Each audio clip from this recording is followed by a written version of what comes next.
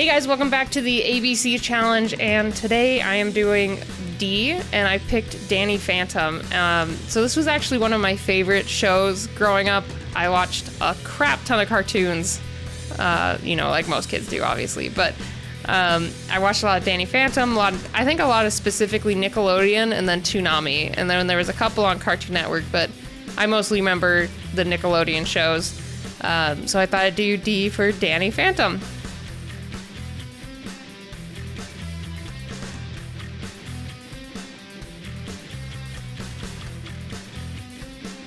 So I tried to get something dynamic, but also giving away the floating aspect, since a lot of the show Danny was obviously in ghost form and floating, but I wanted it kind of actiony, but like dynamic, and to show it was obvious that he was floating. But I really struggled with trying to get this pose specifically. I messed with it for a bit, but as you can see here, I gave up after a bit, and I'm like, you know what, let's start from scratch, because, when you do a sketch, the first one isn't going to be perfect and probably won't be the one you pick. Like, usually you have to go a couple times and sketch it a few times before you decide on it. Like, for example, the previous ones, like C for Cell and A for Aang, I know I did, like, preliminary sketches in a sketchbook, just because I had time, and I was like, you know what, I'll sketch it here. But for this one, I just started straight into digital, and I had the idea of the pose, but I didn't even plan it out, and I didn't really like how it turned out, so I'm like, I'll try this pose.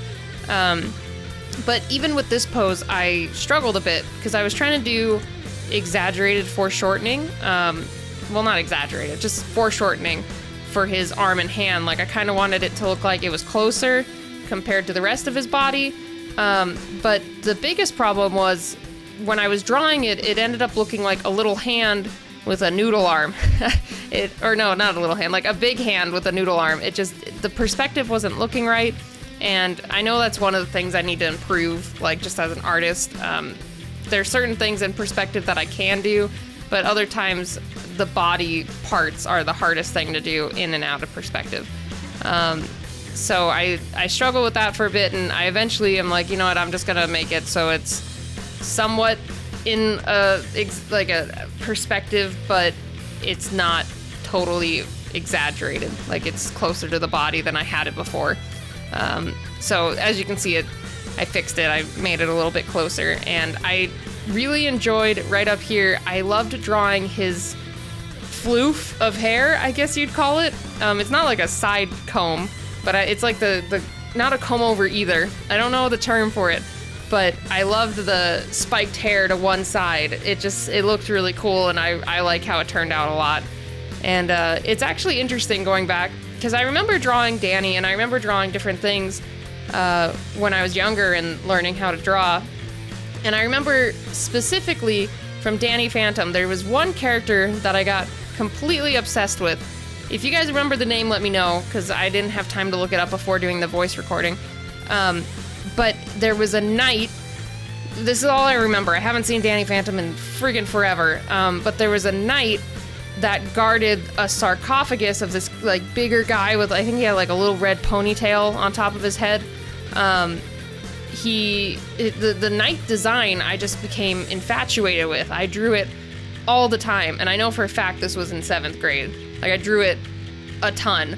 I recently found some old drawings when I was going through my stuff and cleaning out my apartment, and what I would do is I'd take that basic look and design, and I would mimic it and try different things and add an ungodly amount of spikes to the armor.